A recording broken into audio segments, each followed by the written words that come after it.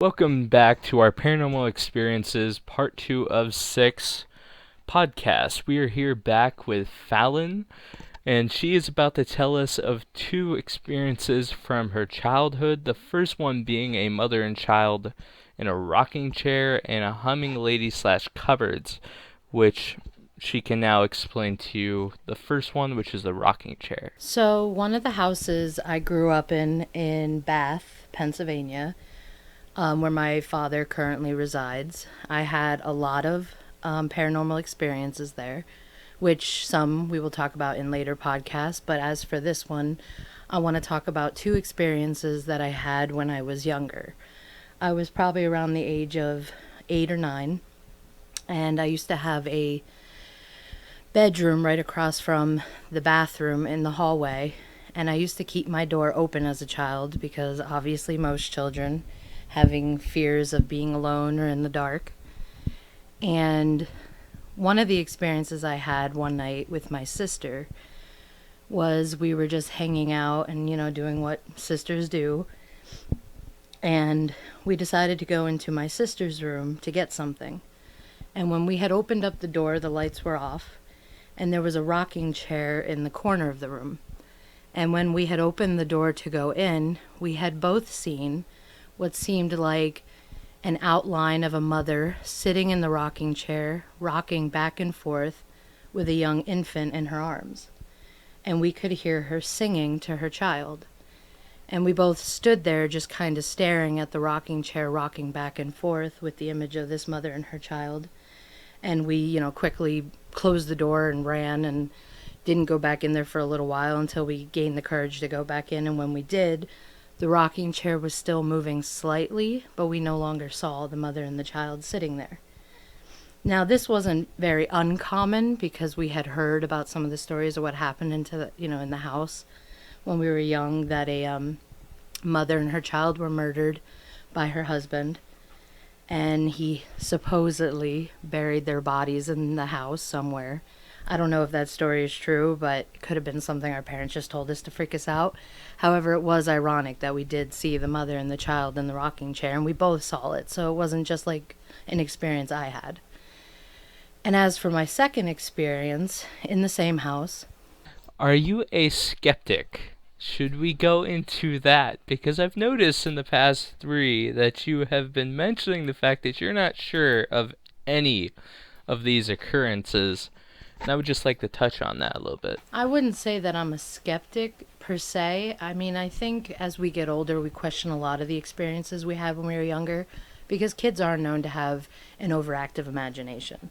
Even though these are things I would swear on my life I experienced, at the same time, you always look back and wonder, okay, was I just imagining things? Though the more you look back and you remember, there's no way I could have made up all these experiences and felt them and, remembered them over time. Going into the next chapter in your paranormal life, would you say this is one of the most frightening things that you've experienced dealing with the cupboard? I wouldn't say after all my experiences, it was the scariest experience, though for an 8 or 9 year old. I would say at the time it was very frightening. And this is one of the memories I would definitely say I can't make up. I experienced it, I still can't explain it, and it's something I remember till this very day, and it's still something that kind of haunts me whenever I go to visit my dad's house. Yes, so tell us all about that experience. So, when I stayed in my old room at my dad's house, there are quite a few things I experienced in my old room. On many nights, I would hear what sounded like a woman humming as she walked up and down the hallway. Now, like I said, I always kept my bedroom door open, being afraid of the dark. And I would hear this night after night. And like most children, I would throw the covers over my head and I would just pretend that what I had just heard, wasn't real. But after a while of hearing the same thing over and over again, I eventually gained the courage to one night look out into the hall as I heard the woman humming. And I saw a figure, along with the humming, walking back and forth through the hallway. And this went on for approximately 20, 30 minutes.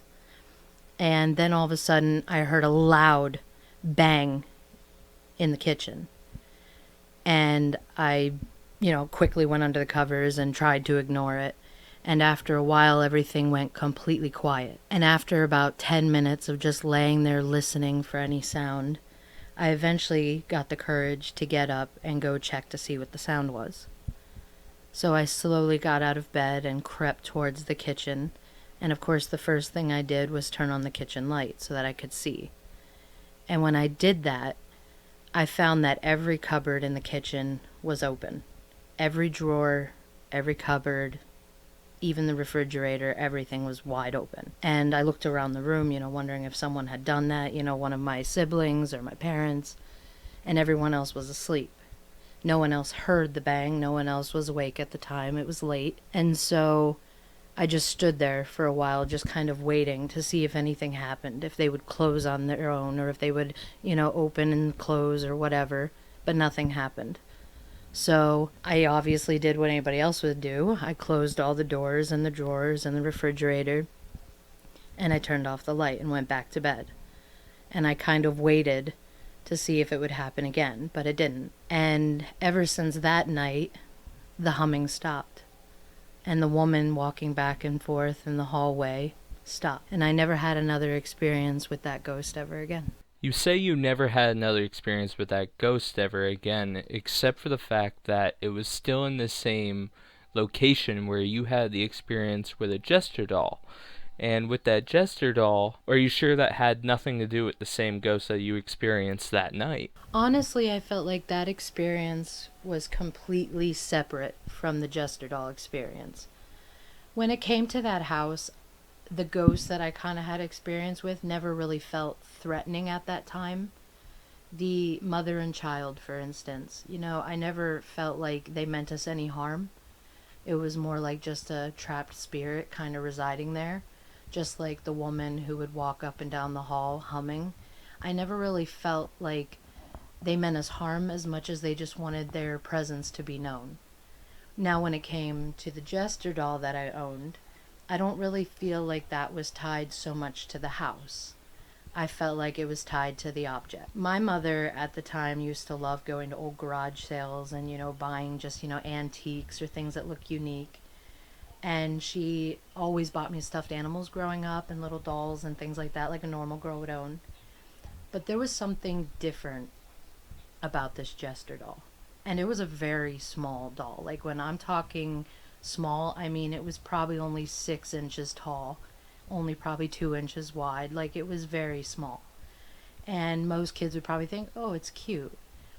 The face was made of porcelain and it was hand painted. And the outfit and the jester hat were made of like an old kind of soft plush, but yet, like very shiny material. Do you believe that you were dealing with a possessed doll, as in something like Robert, Annabelle, Peggy, any one of those instances of supposed real life possessed dolls? Is what you experienced like one of them? Yes, but not to that extreme. The jester doll always did have like a creepy feel surrounding it. Like I always felt like it was watching me. Like it was aware of my presence and I was aware of its presence. Like there was just some kind of thing off about the jester doll. I wouldn't say it was possessed. I wouldn't say that it was like an evil, demon possessing the doll. But from my experience, I do feel like something was attached to it, whether it was a ghost or a spirit or whatever kind of, presence. There was definitely something attached to the doll itself. My experiences with the doll were a little bit more simple. A lot of nights when I would, lay in my bed and just be watching TV or trying to fall asleep, like I said, I would be drawn to the doll. And I had moved the doll probably around the room a dozen times. I just couldn't find a place in my room for the doll where I didn't feel like it was watching me. I could put it in a chest and I could still feel its presence. I could put it on a shelf and I felt like the thing was just watching me. But then one night, my fears were kind of proven to be correct. As I was laying there, as normal, aware of the doll's presence, when I had glanced over at it, it was looking at me. And out of fear of being young, I ran over to the doll and I flipped the doll around to where it was facing the wall, feeling like that would give me some kind of comfort, like it couldn't watch me if I turned it around. But that didn't give me comfort. Because a couple moments after I had turned the doll around, when I had glanced over at the doll again, its head had turned back into my direction. And this, of course, like I said, proved that the doll was watching me. And out of fear, I didn't know what to do. I didn't know if I should get up and turn the doll around again, or if I should, get rid of the doll, if I should tell my mom about it. She might think that I'm, stupid or just a kid, making up stories. So I just tried to ignore it. I left it in the corner with it looking at me, but this time when I looked back over at the doll, it started to change its facial features. Whereas the jester doll had a normal smirk on its face, the grin seemed to be getting wider, as if its smile was growing, bigger and bigger, as if it was grinning at me. And so I ran out of the room and I quickly told my mom, I said, you know what? I don't like this doll. It creeps me out. It's watching me. There's something not right about it. It's just creepy. She went into my room and she looked at the doll and it looked the same way, that it always did. And she said, it's just your imagination. It's just a doll. It can't hurt you. But if it makes you feel better, I'll take it out of your room. So that night she did. She took the doll out of my room and I was able to sleep and I didn't, feel like anything was in the room with me. And ever since that night, I kept trying to, get used to the doll, but I couldn't. So eventually we decided to just get rid of it. Though later on, I did find out that my mom never did get rid of it. My mom, known for collecting things and holding on to things, had decided to just hold on to it, thinking that, I was just a child, I would grow out of it. Though I have never seen the doll again till this day, my mother still claims that she still has it somewhere. Well, we will be picking up on part 3 with your Bloody Mary experience and a reoccurring dream that, for some strange reason, practically went on for years of your life. Hopefully we will find out the answers to what that all meant, or maybe not. Thank you all for listening. This was Joy Kill, and we hope to hear from you in part 3 of our Paranormal Experiences podcast. Thank you.